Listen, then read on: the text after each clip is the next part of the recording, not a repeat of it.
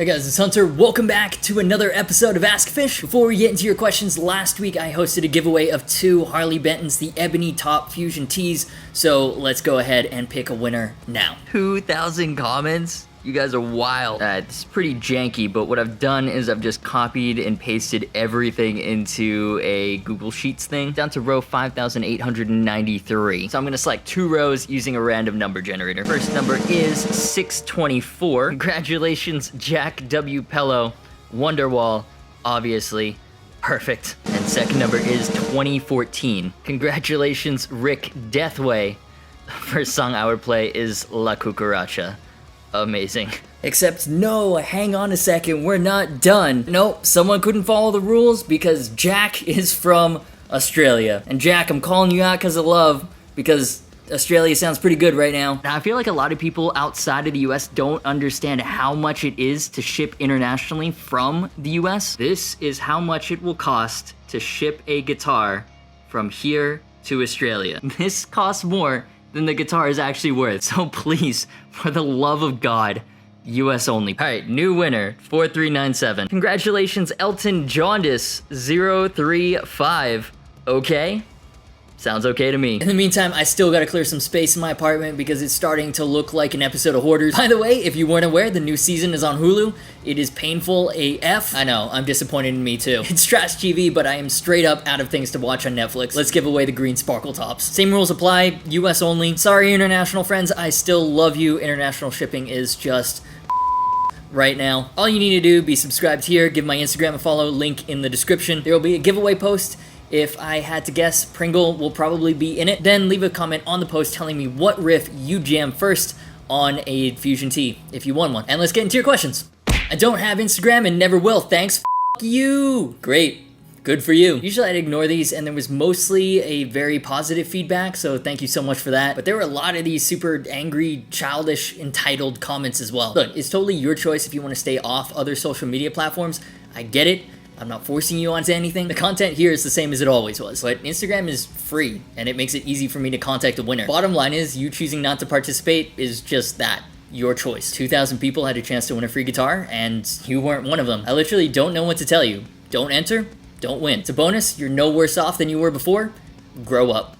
You need to check out the new Chapman models that have just been announced. They are so sick. They are all loaded with various Seymour Duncans, and there's even some new open pore finish guitars. Yeah, so the current, well, I guess old now Chapman guitars range, it's been around since 2017, 2018. And if you've been watching guitar YouTube for a while, you're probably familiar with the lineup. And if you're not, here's the TLDR. You got the ML1 kind of stratty shape, the ML2 single cut, that's my bias, obviously, the ML3 T-style, the V, self-explanatory, Ghost Fret Explorer type. I've demoed the ML2 Modern from the standard range when they updated the pickups and the factory last year. And my ML2 Pro Modern with the Fishman KSE pickups, neck through, stainless steel frets, still has one of the craziest tops I have ever seen, especially on a guitar that was like, what, 1,100 bucks new? The necks are also super comfortable. I love those guitars. And while those guitars are really cool, I like the style of the Pro Series in particular a lot. Carved tops, proper flame maple caps, neck through, all satin matte finishes. It's been around for a few years. And yeah, I mean, they added new models over time, 7 strings, new finishes, limited editions, like the Toman exclusive ML2 Juniors,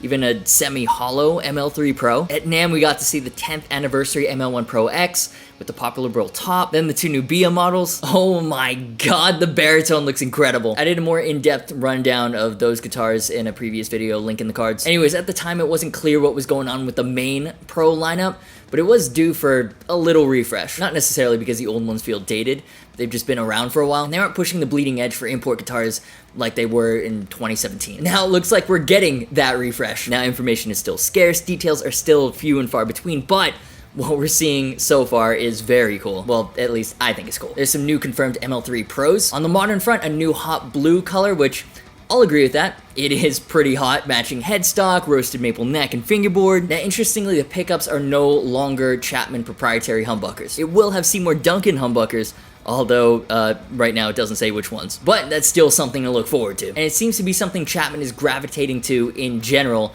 which we'll talk more about in a second. As far as the ML3 traditional goes, there's a new one in black with a bolt-on roasted maple neck and matching fingerboard. Interestingly, while it's labeled as classic black, it seems to have a bit of a metallic sparkle to it, which I usually associate more to modern finishes, but whatever, it's cool. And I like how they've gone with gold hardware too. Like, chrome is usually the safer option. You can put chrome hardware on anything and it'll look good. Gold, on the other hand, you run the risk of it potentially looking tacky. But if the pictures are anything to go by, this is one classy looking thing. Kind of matches with the roasted maple and the sparkle finish and that gold single in the neck. And on the back with the gold neck bolts, I am very much into this. Honestly, more so than even the modern. Big dad guitar energy confirmed. And then the last of the new confirmed editions are Ash Body ML1 Pro Moderns. One in Black Sun and another in Zima Blue. Black Sun it's pretty cool. If I recall correctly, I think Vola has a finish very similar to this. Black body with grain filler and a red to gold fade. Zima Blue is actually the more interesting one in my opinion. I mean, when you see ash blasted bodies, they're usually black with colored grain filler. Mayonnaise does it, Jackson does it, even Court does it now. And it's more rare that they're in another color, like blue. And then the grain filler is another lighter blue. So I don't think I necessarily like it as much, but I like the different thinking, if that makes sense. And I like how they've tried something new. Also interesting is that they've kept the 3-piece maple neck through construction, and now they're even roasting it. Roasted maple neck through on mass-produced Korean import models. Yeah, I'm into it. Black Sun has an ebony fingerboard, Zima Blue with a roasted maple one. Now last year, Chapman experimented with ash blasted tops with the limited Guitar Center exclusive Ghost Fret. In 2020, they've expanded on that, and I hope these aren't retailer exclusives and they become part of the overall main lineup. So now that we've gone over all the new information so far, I have a few questions for you. One, what do you think of the new offerings? Chapman holds votes all the time. They try to get a lot of audience feedback when they spec out new models, but of course, it's impossible to please everyone 100%. Not everyone loves the same specs, that's why there's so much variation when it comes to guitar. But overall, are you happy with the product direction Chapman Guitars is going with? Question 2, what pickups from Seymour Duncan are you expecting to see in the new models? And 3, rising labor, material, and shipping costs. Guitars in general are getting more expensive across the board. Roasted maple necks, Seymour Duncan pickups, well, I think both those are worthwhile upgrades. Roasted maple necks, especially because you can't swap that out. That isn't going to make them any more affordable. So what do you think about a potential price increase? Are you okay with that for a neck through roasted maple Chapman with an ash blasted top? Or would you rather them stick with the old non-roasted spec? Any and all thoughts, I'd love to know in the comments. Personally, this gets me excited to see new ML2s. If it's anything like the ML1 refresh, like roasted maple neck through with an ash blasted top, I would love a black ash body with blue or purple grain filler. I would be all over that. What about you? Hey guys, Hunter from the future here. I guess relative to the rest of this video, it's like 3 in the morning before this video goes up. I was going through the edit, and here's where I do the patron shout out. And obviously I still love all the patrons for making all of this possible. You guys are awesome. But with all that's going on right now, it didn't really seem right to put it in this video, especially since yesterday the music industry, more than just the music industry, came together to listen and to amplify the voices that need to be heard right now. But it can't just be one day of support and that's it. So all the AdSense revenue from this video will go to Atlanta Solidarity Fund. And I'm not trying to preach or to virtue signal. It's really none of anyone's business who I donate to, and I'm sure a lot of you just don't care. Right, you come here for guitars. But the best way to lead is by example. And my hope is that it'll encourage people to go outside of their lane, to support each other, and to take action for causes they believe in, be it this or whatever in the future. There will be a link down below if you want to take action as well, because racism's fucking stupid. There's my hot take for the night. Racism. I bet you feel real crappy if you used ad block on this video now. Anyways, I don't want the main focus of the video to be about this, so now back to a more energetic, enthusiastic Hunter answering questions about guitars. So you're keeping that EX84. You can't tell us otherwise. What upgrades are happening? Oh, absolutely, I'm keeping the EX84. It's like one of the cheapest guitars I've gotten in a long time, and also like the most fun I've had playing guitar in a long time. Like, it takes me back to middle school, early high school, where all I do on guitar is just try to learn as many Metallica riffs as possible. If you haven't seen the demo, link is in the cards, and like, spoiler alert, I guess. Really fun guitar, well built, plays great. Pickups though are kind of muddy garbage. They're active pickups, but built for like classic rock for some reason. So actually I did a quick little upgrade vlog. Just filmed that today, no idea how it did or what the reaction was. That's not the new series I was talking about, but it's also kind of new content that I'm experimenting with. So go check that out if you haven't already. I love doing the highly produced demos and AskGufish episodes, but I also feel like the very rigid content format has potential to get stale. And the last thing I want is for you guys to get bored. So I'm trying to switch things up with off-the-cuff vloggy content to sprinkle in on occasion and mix things up. And fair warning, I'm not amazing at wiring or cable management or anything like that. It's just stuff I like to do for fun, and I thought it would be fun to bring you along for the ride. But yeah, to answer your question, what upgrades or upgrade, it's in the video. Check it out and let me know what you think. Why do all YouTube guitarists have a ton of guitars but the crappiest tools for working on them? Yeah, it's pretty funny because it's true. It could be a meme unto itself. Now, Chris is referring to said EX84 mod video where I'm using like a screwdriver and pliers from a $15 Walmart tool set. Yeah, I get your comment was kind of a funny jab, but if you're looking for a serious answer, I would guess it has something to do with working with what we've already got and making the most of what we already have. Be it with tools, lighting setups, camera equipment, there are definitely exceptions, but you'd be surprised how janky a lot of YouTube setups are, mine definitely included. But you get creative and you make it work. That's part of the job. Because it's not like I've got a massive production budget, so if I don't absolutely need something, or the cost isn't offset by the value that I'd get out of it, I generally won't buy it. You can ask Luke, he's been begging me to get a reamp box for literally years at this point, and only like a week ago did he convince me that the amount of time it would save me is worth $200. My thing was always, what I have works, why mess with it? And so that goes back to the tools. What I have works for what I personally need it for, right? Like, I'm not a professional luthier, most of my content doesn't involve mods. I just like to mess with guitars sometimes, with varying degrees of success. And I don't know, maybe it's just me, but when I was first considering modding my guitars, I would look online for videos and it was overwhelming. A lot of videos make it look like you need so much stuff. Specialty tools, a dedicated workshop, professional workbench. But these guys were all professional luthiers. And my approach is more like, what can you do at home in a city apartment with limited experience and basic ass tools? It might not be the best, most professional job, like by no means should they be taken as step-by-step tutorials, but the point is, if you get creative with what you have, you can still have a lot of fun, and there's still a lot that you can do. But also, yeah, I should probably upgrade my tools. Bruh, love the channel, Hunter. Hoping I can convince you though, somewhat selfishly, I admit it is your channel after all, to move away from the Harley Bentons and the Epiphones for a while. Personally, I've been super curious about your thoughts on that purple sterling. Is Ernie Ball's bargain brand really worth that $1,000+ price tag? You're the man I trust for the answer. Also, was really curious about some of the new Jacksons this year. Feel spec-wise, they have a lot of bang for buck, but I don't know anyone who has actually held one.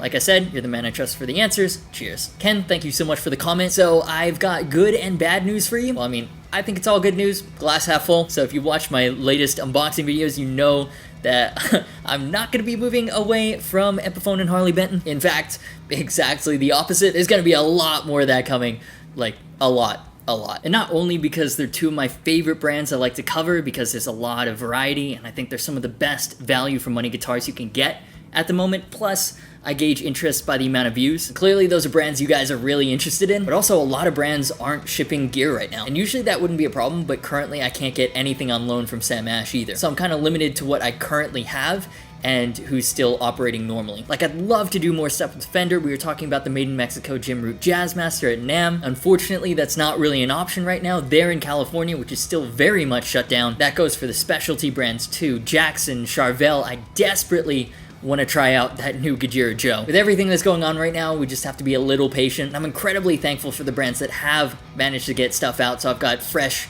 juicy content for you guys. And don't worry, it won't just be non-stop, unrelenting Epiphone and Harley Benton content. I've still got a couple of Schecters and the Howl and stuff to sprinkle in between, and I'm hoping that gets me through to when brands start to really ship stuff again. But as far as the Sterling Majesty goes, I'm gonna be totally honest with you here. I appreciate them sending it out for me to try. I can see why a lot of people really like them. I talked to the Andrew Baina, Canada's Object of Gent Affection, and he said that he really liked the one that he tried. But I don't know, it's not a bad guitar, it's just not for me. I'm not feeling it so much. So I still will make the video, kind of identify why I don't bond with it so much because of my personal taste in guitars, but why you might. But bear with me, it's a slow process and it might take a while. Hi Hunter, would you consider demoing something from the 2020 LTD lineup? Phoenix 1000 maybe? I would be so grateful. Cheers from Hungary. Hey David, thank you for the comment. Dude, you guys sweet country. I love Budapest. But same thing with ESP, unfortunately, they're in California as well. We were actually talking about doing something with that particular guitar. We were still trying to decide between the one in red with the fishbins or the one with Duncans and a fat cat in the neck, which is super uncommon, or both. Also the SH1000, SN1000, SN1000 HT. There we go. Purple ash blasted Strat with a roasted maple neck and fingerboard, scalloped frets, absolutely nuts for a $1,000 Super Strat. Then COVID kicked the world square in the nuts. Yeah, it's still very much in the plans, as much as anything can be with all the global uncertainty. If it was up to me and I was able to get them, I would be featuring a lot more LTD on the channel. I think nobody does the modern metal take on classic shapes without taking the designs too far from their roots like they do. But yeah, we'll see once they start shipping again. Now, if you're asking because you're itching to get a new LTD, as long as it's the 1000 series or high-end artist series, I've never personally had a bad experience with them. The necks and fingerboards are always super comfortable, so if you can afford them, go for it. Bro! Alright, 1, that thing is an abomination. Kill it with fire right now. 2, don't believe everything you see on the internet. The number of people that sent me this, bruh, Matt Heafy got you good. Although, the amount of support I've seen on that post, they might actually make it a real thing. I don't know if that would be Epiphone or Kramer, but it would be really funny. IRL memes. But as much as I'm not a fan of the new Epiphone headstock, this is so much worse. Would you buy this headless Matt Heafy Les Paul? Genuinely curious what your reaction to this abomination is. Pull on the top right. Speaking of Matt Heafy, actually, you guys really enjoyed my music recommendation last week, so I think I'm gonna be making it a weekly thing. This week, I've been all about the new Bleed From Within album. Fracture is just an absolute heavy modern metal masterpiece. The breakdowns are super unique. I think my favorite track so far is Utopia, but honestly, they're just all so good. Matt Heafy has a guest solo on Night Crossing, also a fire track. I'll have a link in the description. You should definitely check these guys out. But now, of course, it is time to hear from yet another adoring fan. It's the high praise of the week. Channel should be called twerp. You know, twerp is such an interesting insult. Like, legitimately, does anyone still use that anymore? I think it's reserved for teenage 80s action movies. Like, you guys, I have to win the ski race now. If I don't, this guy's dad's gonna tear down the orphanage. Alright, that'll do it for this episode of Askgufish. If you enjoyed it, do me a favor and hit the like button. Leave your thoughts and your comments on anything discussed down below. Subscribe if you haven't already. It's the big red button down there and it actually really helps out. You can also hit the bell for notifications. That way YouTube lets you know when I upload a new video. Social media, merch, and Discord server links are in the description. As always, thanks so much for watching. You've been awesome, and I'll see you for the next video.